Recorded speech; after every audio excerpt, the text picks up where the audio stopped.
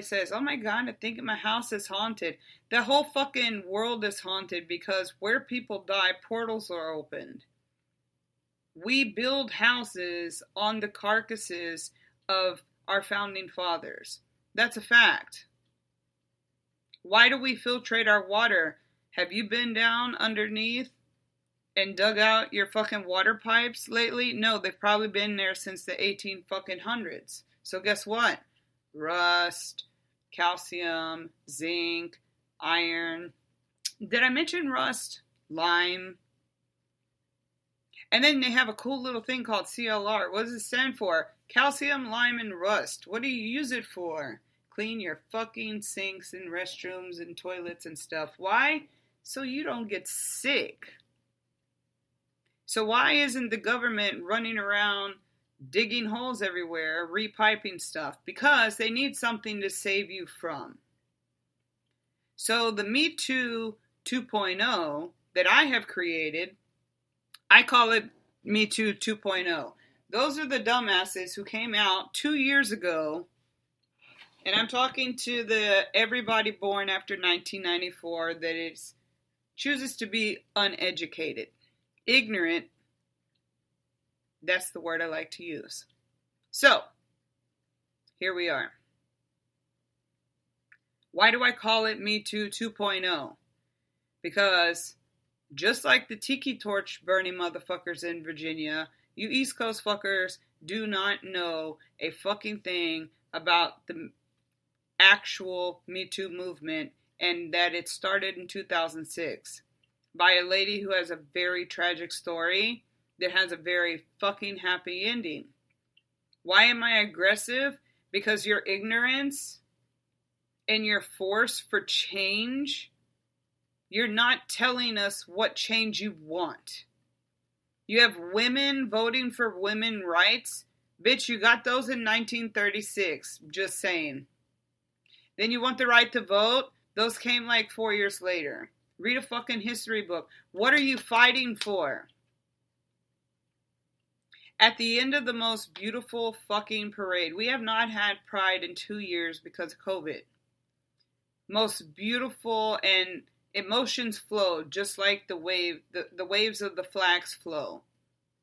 And it was hot as fuck yesterday. I actually still have heat exhaustion. I did not care.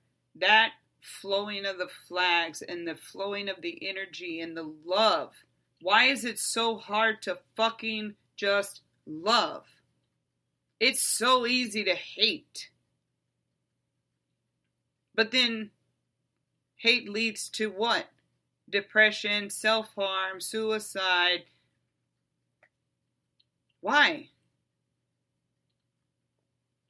Ask yourself right now, wherever you are listening to this and the other 3 people here, ask yourself, do you like going to the beach or going to a festival or going to a concert? Think of a time when think of something that makes you happy. What are you passionate about? And then hold on to that feeling for a minute. Get happy, even if you have to go to Disney World. By the way, if you missed my first segment, Disneyland and Disney World are not the happiest places on earth. They are the scariest places on earth, and y'all are dumb. You're dumb for so many reasons. You're dumb because you turn on the news. No news is ever going to give you the right narrative. How do I know? Well, I have high-ranking official friends in the military that I get news from. No, not my kid. They're not that important. And she's not in the military anymore. But I get military news, and I'm a medical professional, so I get medical news that y'all don't get as well. Guess what? It's the truth, but I can't give it to you.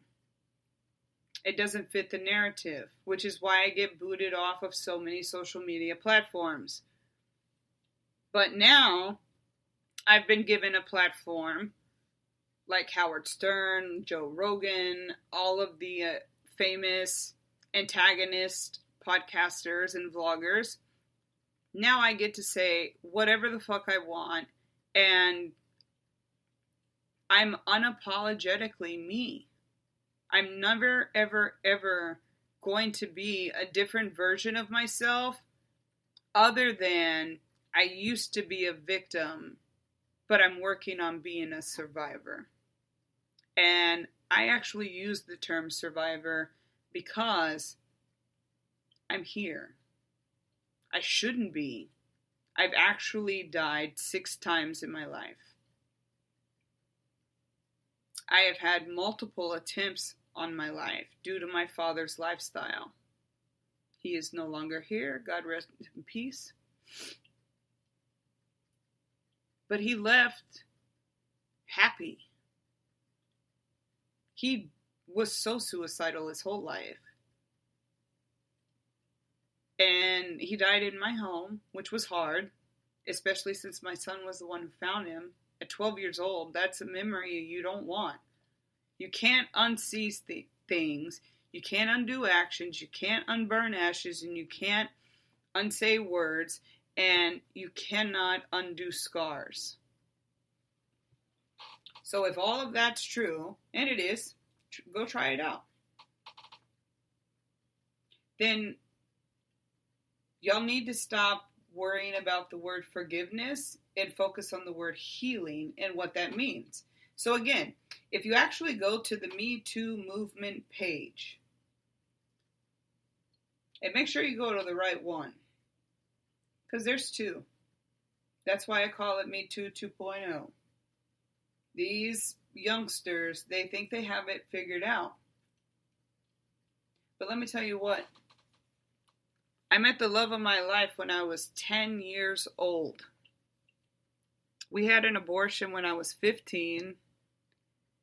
And when he found out I was pregnant at 17, he called me a hoe, said it wasn't his, and did not see his name or hear from him again until my daughter, mine and Paul DeLeon's daughter, until she was 6. And even then was a shit.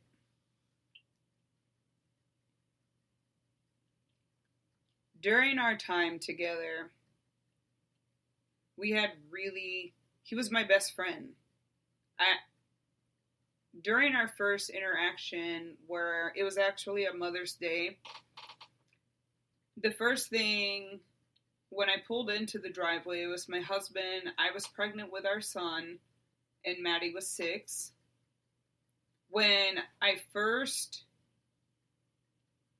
drove into this very long driveway, that's when I realized that this person still had mind control over me.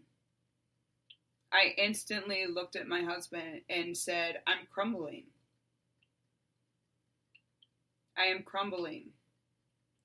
This is how we know the Evan Rachel Woods and the Amber Heards of the world are liars, because they stare their antagonist and their abusers in the face like with vengeance.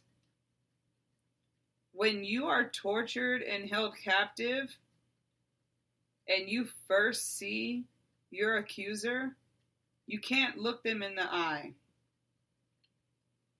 You actually get nauseous and want to vomit.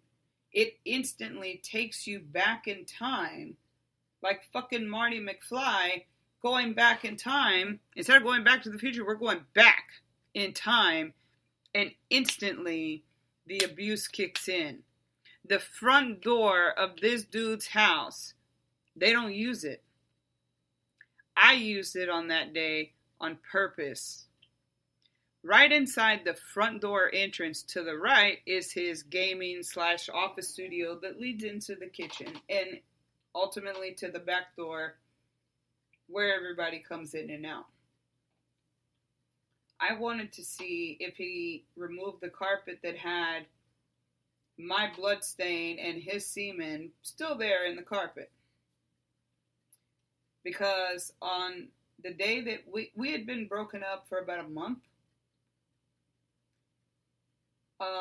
it was very, very off and on. I did not know he was abusing drugs during our relationship at all. I didn't. Had no clue, and I'm psychic. I don't choose being a psychic medium, clairvoyant, whatever you want to call me. It doesn't work the way you dumb people think it does. We don't have all the answers all the time. And we actually try to live as normal of lives as possible. This person that I'm talking about, I could say the most wonderful, wonderful things about. I really can. All those things in Hollywood, everybody's moving in fast motion, but it's just him and I in slow motion. The wind where we're sitting in a hallway in junior high school, so there actually wasn't any wind. The butterflies, the tingles, everything. I know what real love feels like. And I gotta tell you, I'm not a fan. Because it ended tragically, and to this day, have no closure because he's a bitch. But that's okay. He can be that.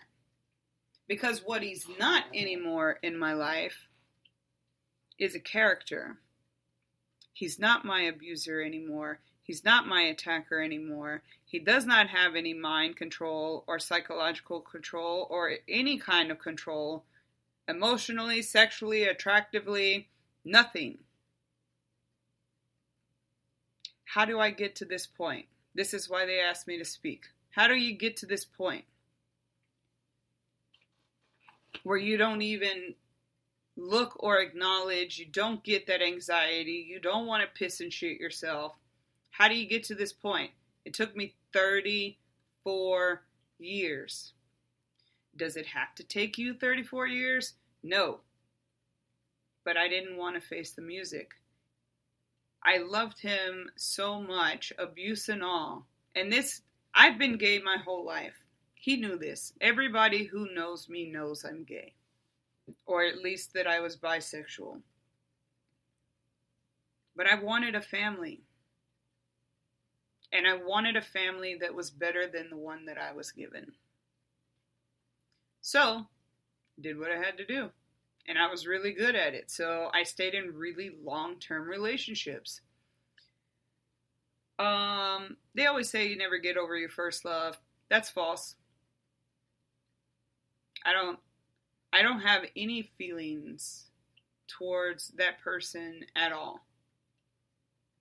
And my daughter, I don't call her our daughter, I call her my daughter. My daughter and I were not on speaking terms. That was her doing, not mine. And that's okay. She's going through therapy. She's going to have to work through shit. And the key to healing is dealing. The key to healing is dealing. You know what dealing is?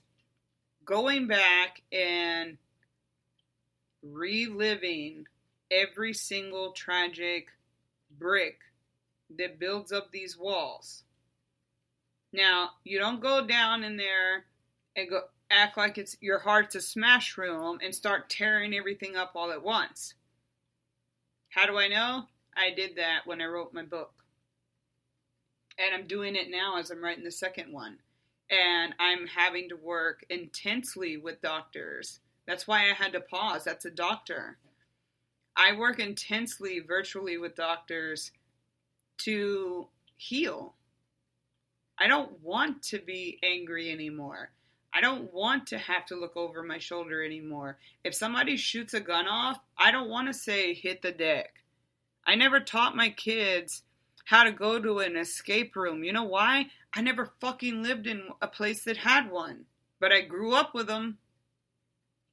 My dad did not teach my brother and I fire drills. He taught us how to break down marijuana without grinders. We didn't have grinders back in the day. How to break down kilos of coke, how to bag them, who they were going for. At 5 years old, I was reading invoices, taking orders, sacking it up, bagging it, teaching my 2-year-old brother how to do it. He was just playing with grass. We did not know it was illegal. When your parents are the only guides that you have, what the fuck else are you supposed to do? They're supposed to know everything, right?